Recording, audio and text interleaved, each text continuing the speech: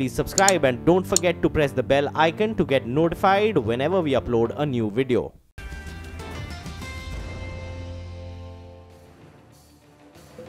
Welcome back. Well, we're counting down to pre-open, 36 points higher on the SGX Nifty. Now keep in mind, yesterday the Nifty futures premium came off quite a bit. This morning it could be indicating that some premium could also be back. 10,379 is where the Nifty spot closed. So it's indicating start somewhere around 10,410, 415 on the Nifty. Prakash Diwan is still with us. Prakash, good morning. Thoughts on Tata Motors then? How to approach this one? We had one positive number and the stock rallied, but the overall number didn't look that great. But now, of course, we have positive news from China and US. How do you approach this stock? So I think, Anuj, very clearly, what we need to understand is, apart from the immediate news flow that always surrounds the stock and the price would reflect that, I think it's a secular trend that's changing, which would be over re-rating of sorts for the stock. Couple of things. One is that currency losses that we've seen on the balance sheet could probably start tapering off once the pound to the dollar kind of starts moving into that 1.45 zone, because that's when all the trouble started. Secondly, we are seeing a huge change in its acceptance levels for most of its international products. So whether it's a Chinese geography, whether it's Latin America, whether it's the US itself, I think things are much more significant. The UK number was low per week, but I wouldn't really put too much of weightage there because it never was a big contributor in any case. So if China revs up, if the US continues to do well, if the Latin American markets also contribute, I think JLR would probably scrape through in a very significant way. And the commercial vehicle cycle in India is only going to be more positive. So you expect some positive news flow in terms of focusing more on what's working for them. And then the stock could get re-rated, and there's under ownership. So, if people start buying into it, especially if institutions make a comeback, I think the stock would get re-rated. So I still have that faith that this will deliver quite a bit. Okay. Well, I think we're going to get the opening rates. Yes, a third of a percent higher, half a percent higher. So actually 10,400 is taken. That's the important point. And 34,000 almost there on the Sensex as well. So it looks like it's going to be fairly positive. And it's, as Nigel pointed out, the metal stocks that are going to take are going to be the leaders of this market. Actually, even BPCL is not done too badly. Hindalco is up, okay, it won't be 9%, but it's doing well. Axis Bank has taken a positive turn. Uncertainty gone, and now you know you have a roadmap as to when the old CEO resigns and a new one is in. Enough time for handing over of the baton. All told, it's got a 2% uptick over there. HPCL 1.5 up, Steel 1.3, that's Tata Steel up 1.3, HUL, Tech Mahindra, all of them starting in the green. Wipro is starting obviously with a red. That was as expected because one of its clients now will not be giving it business in the near term. Maruti, M&M are all starting a little lower, but overall ICICI Bank still under pressure. ICICI Bank is still under pressure. 1.2 down. Yes, but let's see how it reacts. Yesterday it opened 2% lower and ended in the green, so that of course would be interesting. I'm looking at the mid-cap pack, and there are a couple of interesting stocks. PSU banks, again, it may not play out like that, but a couple of them at least are looking good, like Allahabad Bank. Of course, Federal is up about 2.5%. Arvind is up about 3%. But really, for the morning, I think the focus could well be on Hindalco, still up about 2.5%. And just keep an eye on Tata Motors because US and China are the two biggest markets. So for the JLR, so that is also looking quite interesting, up about 1.5% in pre-open. Okay, well, that's the market for now. Pre-open suggesting about 34 points up on the Nifty. We've got Yogesh Mehta, Vice President Equity Advisory at Motilal Oswal, now joining in with a couple of trading ideas on the F&O side of things. Yogesh, good morning. What do you have for us? Good morning. Since markets are on a bullish tone and it is closing on a high, it is showing a higher highs and higher lows on a daily scale for the 6th day.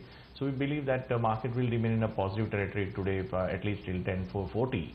And all the buys we are recommending were Federal Bank, which has closed above all the moving averages after a long time in 2 months. So 98 is the closing, and keeping a stop loss of 95. Target could be in the range of 102 to 104 levels. This is basically for the intraday.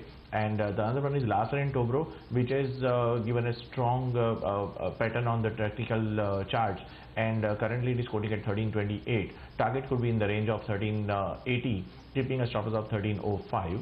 And the third one which we are recommending is Petronet LNG. It is a conditional buy above 240. Target would be in the range of 250 to 252 levels, keeping a stop loss of 235. Okay, all right, Yogesh. Thank you very much for those trading ideas.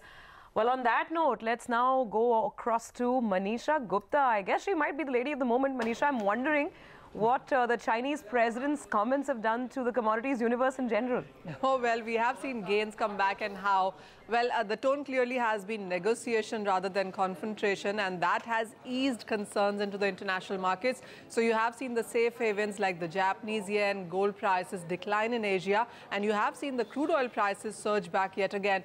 We saw nearly 2% gains for the crude oil prices overnight, and it's trading more than 0.5% on the higher side in Asia right now. So we are closing or holding above 69 back again for the Brent crude oil prices. It also has to do with the US putting sanctions on Russia. The Syria concerns are quite hot and back on surface. So there is some geopolitical tension that is also building up in sense of premium for the crude oil prices. And you have seen strength come back because of that as well. You also are watching out for the monthly report from OPEC and IEA in this week itself. And that would, of course, give you further direction on where the global demand and supply prices are. But at this point in time, it definitely is the green that seems to be ruling in commodity space.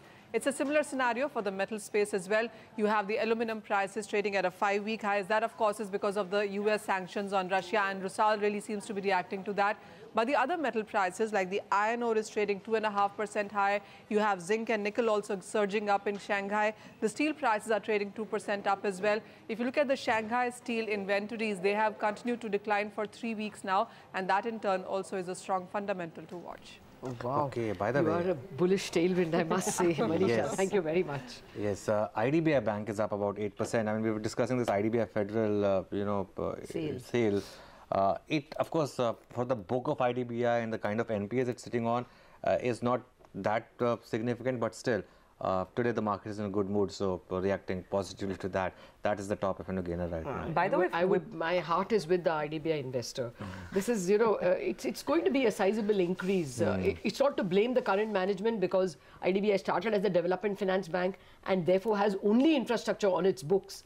Or rather largely infrastructure. So with the current RBI NPA, this rules, the NPAs are going from 25% currently, which is already elevated, to over 30%. So, all these non-core asset sale, you should know, is going to add little to the big, solving the problem. I just want to point out one more stock, Lata and Anuj, and that's Wipro. Now, I don't know, it's settled down 5.5%. Whether it's settling or not, 905 is the time. Whether this is how it's going to open out.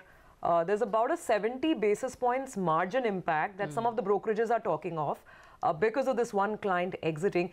And to add to that, it's largely, I think, expected to be a pretty sort of lackluster quarter. Also, 5 to 6% is a growth you're expecting from the largest industry players. Oh, yes. And, also keep in mind, the last 1 month, 2 months, in fact, more than that, there's been quite a bit of buying in IT at the expense of banks. That trade is reversing, though, I mean, I doubt it will be 5%. Okay, it's corrected now. It's corrected already. Okay, 1% lower is what we have.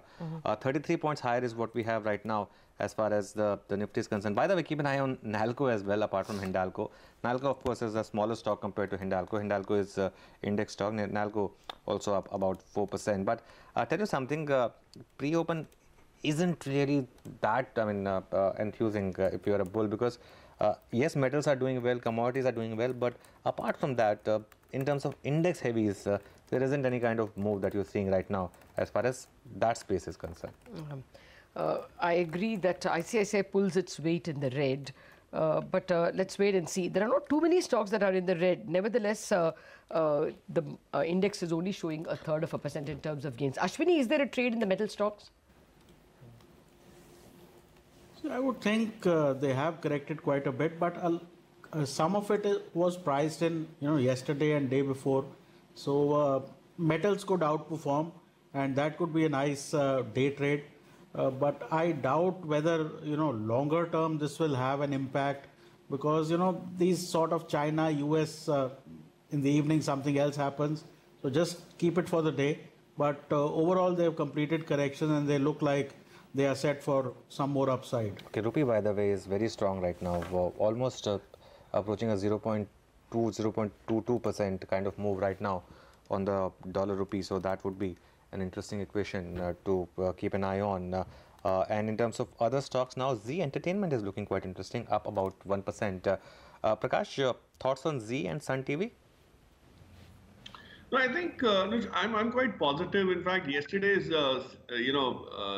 come off in terms of the price on Z was actually a very good opportunity. It kind of sounded contrarian, but the kind of ad revenues that you will see going into not only just election year but overall the media pack is seeing that resurgence of FMCG spends. Telecom is giving way to more capital consumer goods, white goods. So that those kind of advertisement is. The trend is very clearly much more long term in terms of campaigns. I mean, you really don't have just a one full page ad and it's over. So these campaigns keep on running. You'll have a lot of new product launches. So my sense is media overall from the advertising side is definitely going to benefit. And some of these players like Z have a tremendous advantage of content. So as digitization starts kind of improving, that also is going to kind of be a positive headwind. So fairly positive on both digital media as well as a little bit of print. But print I would be slightly selective in terms of the regional place. But Z definitely is likely to start seeing some very positive buying action. Okay, the pre-open rates, by the way, have settled now, 60 points higher on the bank Nifty. Looks like more of a mid-cap day, at least for starters. 5:1 on advanced decline, 10,412 on the Nifty. Ashwini, is there a trade here or would you want to wait for a dip? And what would be your 9-10 call? See, chances are that you will have some sort of a consolidation, because since we are not following through on the global cues or on the SGX move, the way to trade this is that you wait for the consolidation to be over, and maybe in the latter half of the day, in case yesterday's high is getting crossed, then that creates a bit of momentum. So chances are that it will be about individual stocks. Metal index is opening up 2%, so obviously some metals can be bought. Other than that, I think Motherson is a 914 call that can be bought with a stop around 340, look for targets of 365. Okay. Well, here's a thought that I got from investment banking circles yesterday. Why should Mr. Kotak's ambitions be restricted only to Axis Bank? Now perhaps even ICICI Bank could be a candidate. Well, investment bankers think that way. Okay. And therefore this will not be out of the realm of possibility. Prakash, how would you approach Kotak Bank? No, so I really don't know whether it's it's a bit early to compare. To extrapolate these kind of moves to Kotak as well. But given the kind of profile that Kotak has, and I've been fairly positive on it since 2 quarters, ever since we saw their NIMs expand very dramatically and distinctly on the commercial vehicle portfolio, on the SME portfolio. So if I actually had to choose a private sector bank, to be honest, Lata, it would be Kotak and HDFC, even with the strict valuations and those rich valuations, because these are banks which are going to see a huge change in market share positively also going forward, and especially that PSU market share which is going to spill over to the private sector is going to be an area where they're going to be key beneficiaries. So Kotak, I'm fairly positive, but I really won't know much about whether that same thing applies. What has happened to Axis is that rationale is going to be extrapolated to Kotak, and what would that mean? It could definitely have a significant impact, but at this point, it's a little bit of more conjecture rather than a very serious Simply, it's thought. conjecture because Mr. Kotak has to reduce his personal stake to 25% under the rules.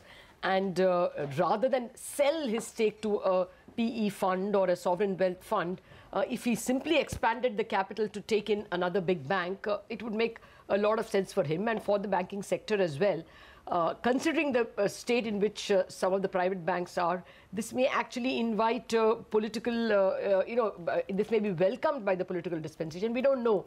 It's also possible that before the elections, people may not want to be seen as favoring any one individual. So that welcome may not come. I don't know, but this is certainly something which is actively being considered in investment banking and in investment circles. At the moment, 1/3%, no matter which index you pick. So looking very good. Sudarshan, anything fresh into your zone, into your radar? And would that be metal stocks?